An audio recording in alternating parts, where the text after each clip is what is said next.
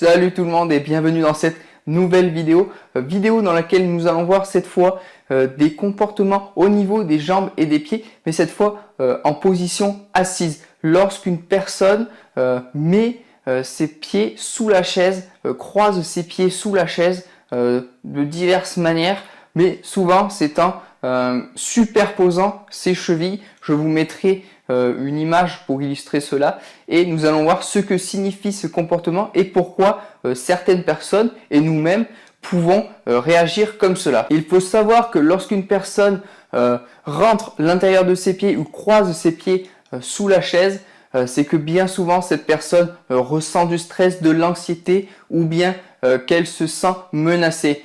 Bien évidemment, certaines personnes ont pour habitude de s'asseoir comme cela, mais lorsque c'est vraiment de manière prolongée, lorsque la personne reste longtemps comme cela, c'est souvent qu'il y a un problème, que la personne est dans une situation de mal-être et d'inconfort. Certaines personnes ont tendance à superposer leurs pieds sous la chaise. C'est, comme nous l'avons dit, un comportement d'inconfort et cela peut arriver notamment lors d'une question difficile, une question qui nous met mal à l'aise.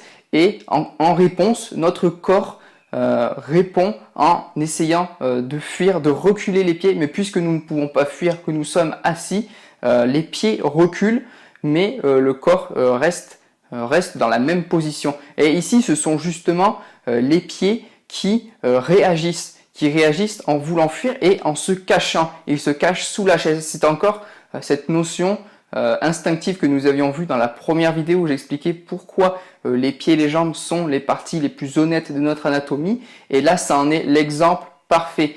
Vous pouvez voir que les jambes, en réponse à une question difficile, une question compliquée, vont aller se cacher, se superposer, se faire petites, justement rester proche, se coller et se cacher sous la chaise. Ce verrouillage au niveau des chevilles fait donc partie des réactions limbiques d'immobilité et cela va parfaitement de pair avec les recherches scientifiques qui ont démontré que nous avons tendance à faire beaucoup moins de gestes, à bouger beaucoup moins lorsque nous mentons. Lorsqu'une personne ment, elle a tendance à faire beaucoup moins de gestes, que ce soit au niveau des bras ou des jambes. Toutefois, l'absence de mouvement ne constitue pas en soi une preuve de mensonge. C'est plutôt un signe du contrôle de soi et de la précaution qu'ont les personnes qui cherchent à cacher quelque chose. C'est plutôt un signe de contrôle et de précaution dont font preuve les personnes nerveuses ou les menteurs pour apaiser leurs craintes. Certaines personnes vont jusqu'à enrouler leurs pieds autour de la chaise. Je vous mets une image juste ici pour vous illustrer ce dont je parle. Et encore une fois, c'est un signe de malaise. Alors bien sûr, comme d'habitude, et comme nous l'avions vu dans une précédente vidéo où je parlais des 3 règles essentielles et tout particulièrement celle du cluster, je vous rappelle ce qu'est le cluster, c'est observer un ensemble de gestes ayant une même signification dans un laps de temps très proche. C'est-à-dire qu'ici, si vous observez seulement une personne qui met les pieds sous sa chaise ou qui enroule ses pieds autour des barreaux de la chaise, mais que derrière il n'y a aucun autre comportement venant soutenir ce comportement qui pourrait être d'inconfort, cela n'a pas grande signification. Vous devez observer en plus de ces comportements, et comme pour tous les comportements, vous devez observer en plus d'autres comportements d'inconfort venant soutenir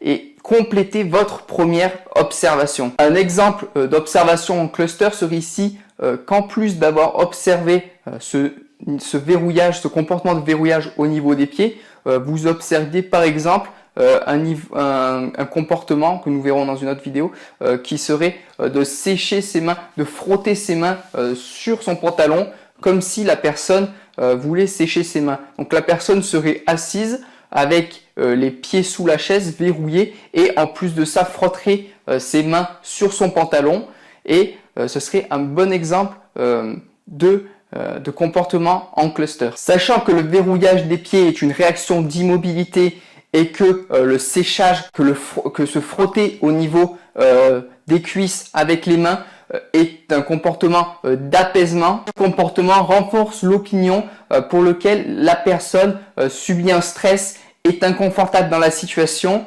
et elle est très mal à l'aise. Il faut alors arriver à démasquer pourquoi. Votre but est de chercher à comprendre pourquoi cette personne montre des comportements d'inconfort, d'apaisement. Pourquoi est-ce que cette personne est mal à l'aise? Alors c'est peut-être vous qui l'avez mis mal à l'aise, ou c'est peut-être autre chose, une question, une tierce personne.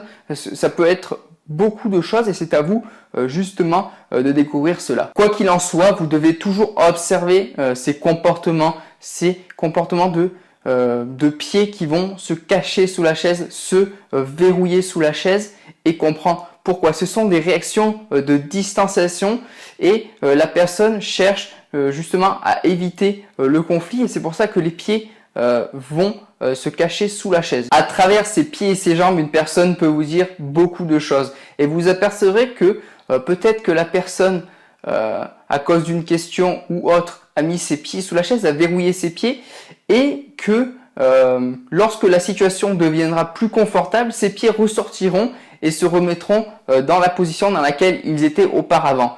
Et peut-être que lors d'une autre question difficile, la mettant mal à l'aise, ses pieds retourneront sous la chaise. C'est un comportement assez instinctif, la personne n'en a même pas conscience en fait. Mais vous devez, maintenant que vous en avez conscience, vous devez observer ce comportement et comprendre pourquoi il est apparu et toujours en observant en cluster. Donc voilà pour cette vidéo au niveau des comportements d'inconfort des pieds et des jambes, notamment en position assise. Bien sûr, il y en a d'autres que nous verrons dans d'autres vidéos, mais en attendant et en complément de cette vidéo, je vous invite à vous procurer le bonus offert que je propose en description. C'est un bonus complètement gratuit dans lequel je vous explique comment comprendre et interpréter le langage corporel de vos interlocuteurs, mais également améliorer votre propre langage corporel.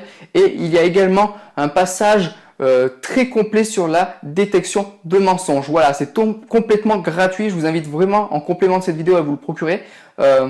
Vous pouvez aussi, pour me soutenir, vous abonner à la chaîne YouTube, mettre un pouce bleu, me laisser un petit commentaire et moi je vous dis à la prochaine. Ciao!